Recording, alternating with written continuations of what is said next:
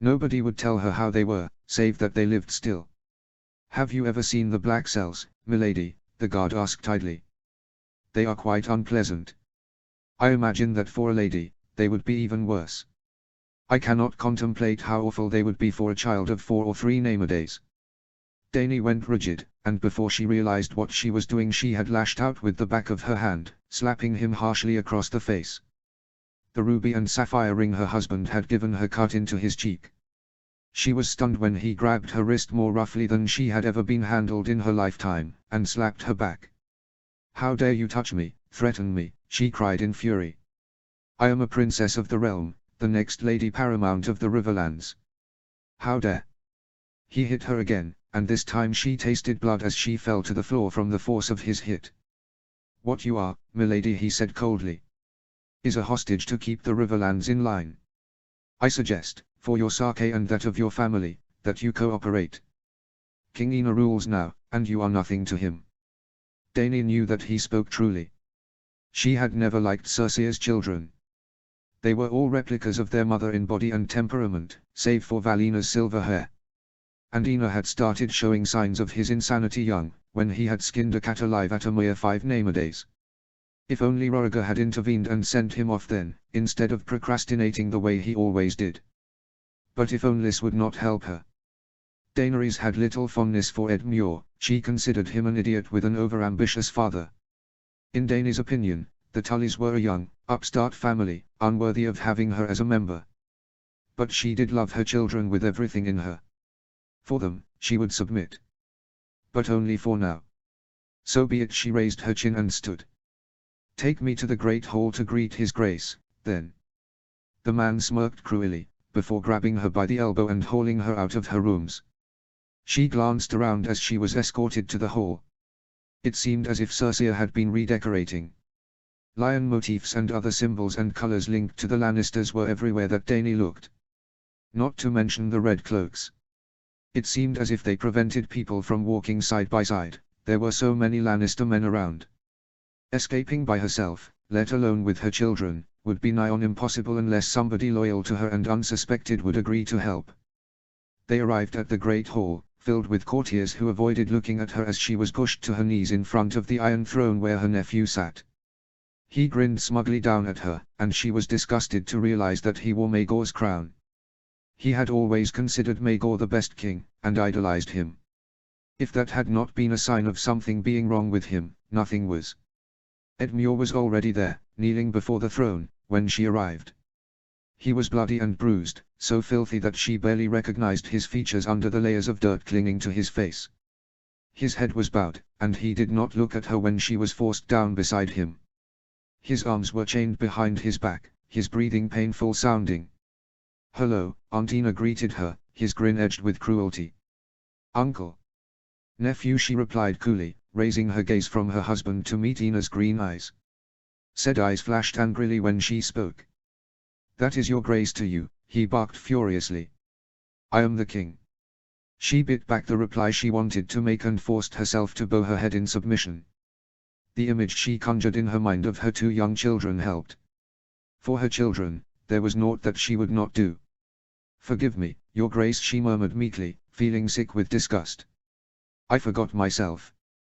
"This once I shall forgive you." Ina sniffed and settled back into the throne, ignoring the way the blade sliced into his skin.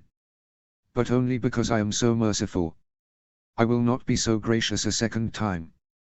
"Your grace is the kindest and best of kings," Daenerys forced out through gritted teeth, making him smirk triumphantly. "Yes, I am," he agreed smugly. "Now, mother." Cersei, the good sister that Dany so loathed and had always labeled Roriger's concubine, stepped forward, giving a loving smile to her son before turning to sneer at Dany. She had always resented that protocol dictated Cersei bow to Dany, for Dany was of the blood royal, whilst Cersei had merely married into the house. A marriage which had been questioned many times on its legitimacy, and the legitimacy of the children produced by it, at that. No doubt seeing Dany kneeling before her and her mad son filled the spiteful witch with glee. "We all know why you 2 are here," Cersei declared. "Now, 'tis time for you to show your loyalty to the Iron Throne, and to King Ina." "Lord Tully." Edmure at last lifted his head, and Daenerys had to suppress a dismayed gasp. Her stomach churned sickly from horror. His left eye had been gouged out, and the wound was infected, leaking yellow pus. His entire face was bruised and swollen. Truly, he made a pathetic sight. Daenerys had never been fond of Edmure, but she had never disliked him either.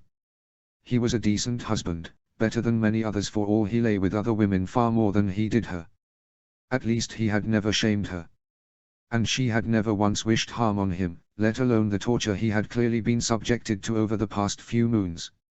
Torture, despite being a noble and kin through marriage to the royal family. It was an outrage. Dany heard a rustling in the crowd, some whimpers and cries, but she was focused on both her husband and nephew. Edmure looked bleak, his voice rough and quiet when he spoke. Ina, meanwhile, looked pleased and eager. "I, Lord Edmure Tully," her poor husband croaked out, "heir and acting Lord of Riverrun and the Riverlands, hereby pledge the allegiance of those aforementioned places and my own personal loyalty, to His Grace King Ina, first of his name and King of Westeros." "We accept your allegiance," Uncle Ina replied smugly. "Aunt." Dany forced herself to breathe out slowly, before speaking. "For Rhaegal and Rhaena," she reminded herself. "For the children. For the children. I, Princess Daenerys Tully of House Targaryen, hereby pledge my loyalty to His Grace King Ina, first of his name and King of Westeros." Ina clapped and jumped off the throne, grinning widely and making more than just Dany shudder in fear. "Excellent, excellent," he cried. "'Tis wonderful to know that not all of my paternal kin are traitors. Unfortunately, aunt, whilst you have seen reason, your brother has not. And treason will not be tolerated in my court. Sir Eilyn, bring forth the prisoner." Dany and her husband were dismissed to the side of the room to watch. Her heart was stuck in her throat and she felt nauseous as the doors opened. Viserys looked even worse than Edmure, when he was dragged forward. One of his leg bones was sticking out, it was so badly broken, and he had been stripped to his small clothes. Burn marks, whip scars, cuts and bruises all covered her elder brother's torso.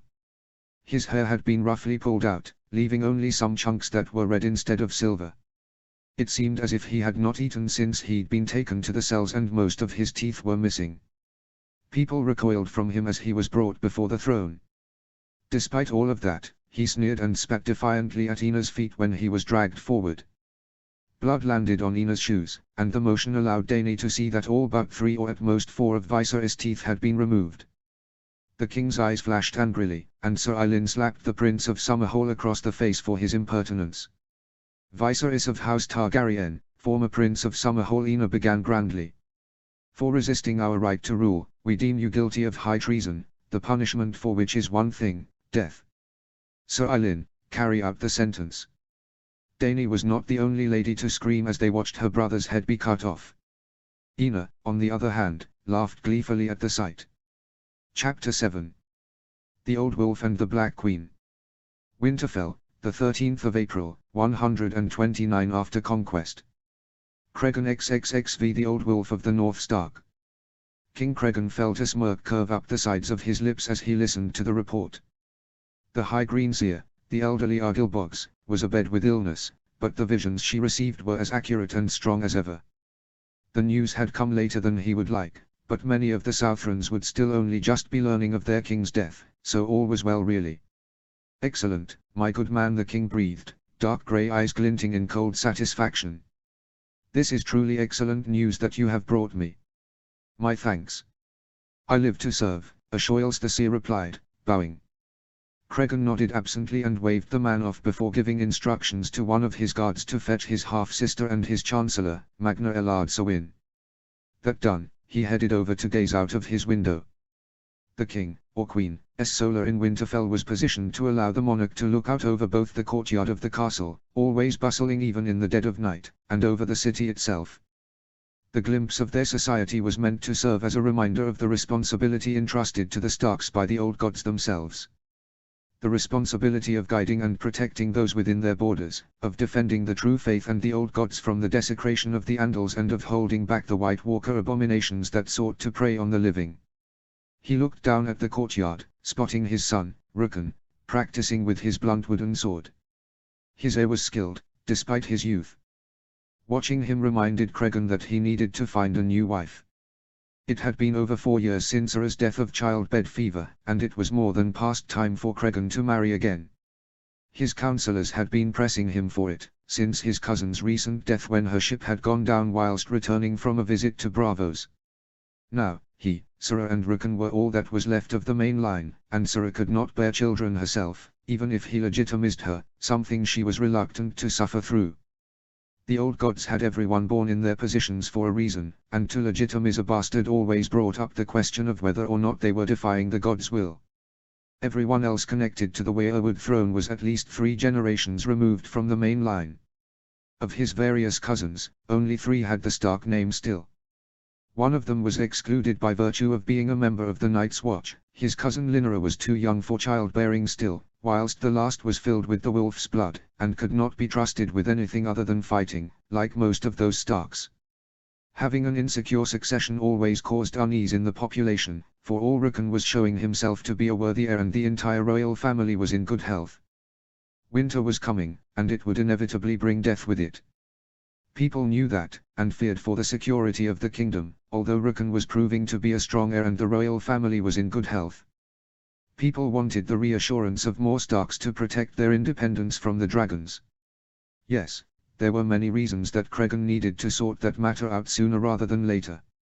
The Winterlands needed a queen and the security of extra heirs, Rukan needed a mother, and Cregan himself needed someone to rely on as a partner. It was unfair to his sister, leaning on her the way he was doing right now. Of course, Sura would never complain, but it cruel of him to rely on her to help him run the kingdom and raise his son all the while she was completing her duties as a captain in the War Guard. That being said, he could not simply choose any lady to be his wife. For one thing, he could not favor one family over another. The Winterlands court was not so politic-focused as the South, but he would not insult any of his men if it could be avoided. They were all loyal and deserved to be rewarded and recognized for their actions. There was more to his marriage than just that, too.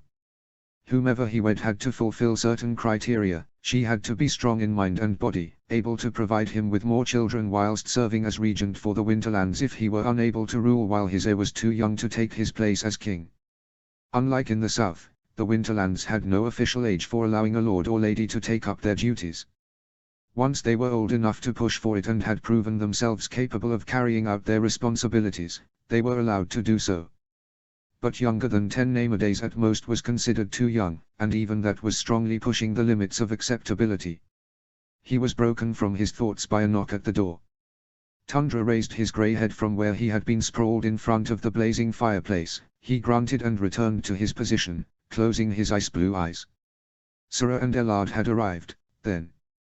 Come.